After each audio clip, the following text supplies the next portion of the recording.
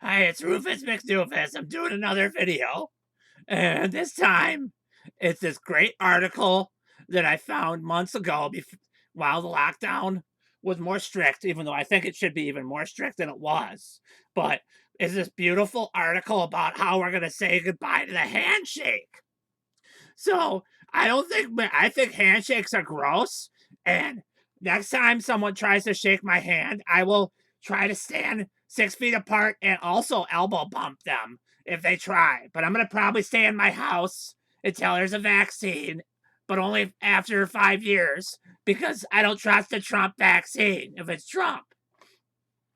So I'm going to read this great article about how things are the new normal and things are never going to be the same again, like Cuomo said. Social norms and good manners evolve to resolve awkward or conflictual situations. Being fully mindful of etiquette informs the individual on how to show up recognizably respectful at a business, community, or church event or gathering.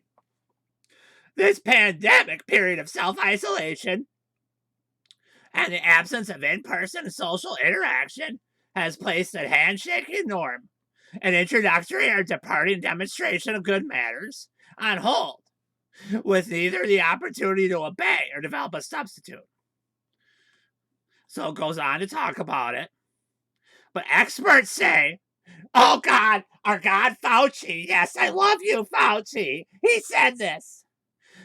Dr. Anthony Fauci, I don't think we should ever shake hands ever again, as refraining would reduce instances of COVID-19 and the seasonal flu.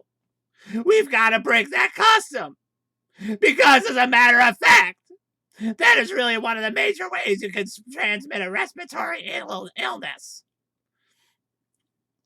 Dr. Gregory Poland, director of the Mayo Clinic Vaccine Research. Oh, he's one of the good guys. He must not be on Trump's vaccine team because they're trying to put the Russian droplets in the Trump vaccine. And spokesperson for Infectious Diseases Society of America has been trying to put an handshake for nearly 3 decades. It's an outdated custom. I think there should be hugs. I think hugs should be banned for life. What will become the societal norm? Nobody's going to handshake ever again. Yes! We're just going to be locked in our rooms with Zoom and Skype.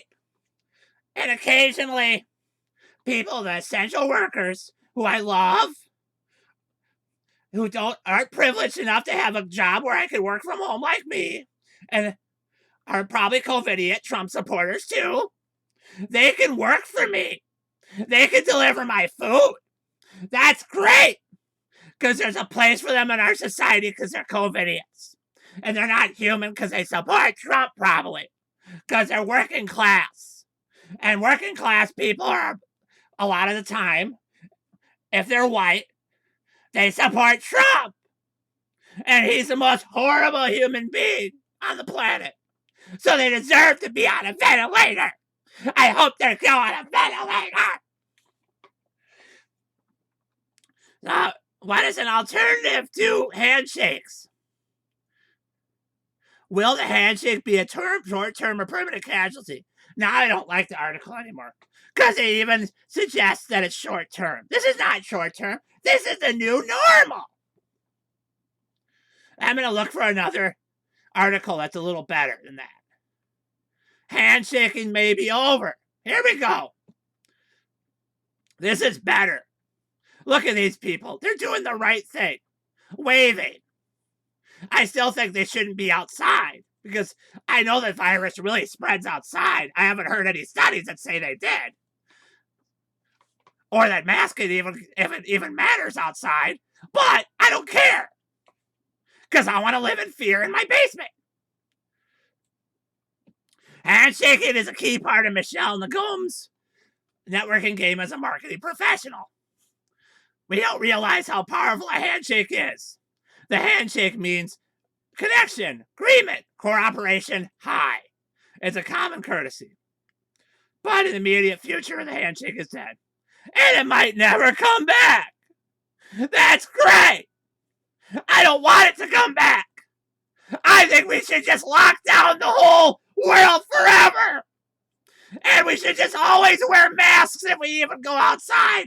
We should wear just fucking hazmat suits. Otherwise, we're going to kill everybody. COVID-19 has 100% death rate. I saw it on BuzzFeed 6 months ago. Even though BuzzFeed a month before said it was probably less serious than the flu. But I believe everything the news tells me. Everything the major media says, because they don't lie about anything. They never lied about WMDs or about anything like that. I love the media. Vote Joe Biden.